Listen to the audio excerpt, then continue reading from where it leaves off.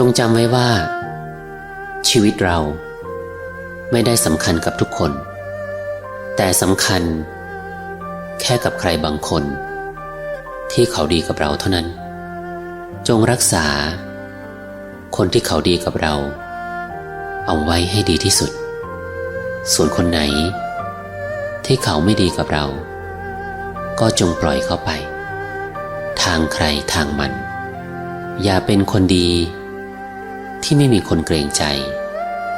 หรือดีมากเกินไปจนไม่มีใครเห็นค่าหากวันนี้ไม่มีใครคบก็ช่างมันสิ่งที่อยู่ตรงหน้าสำคัญกว่าสิ่งที่ผ่านมาเสมอทำวันนี้ให้ดีที่สุด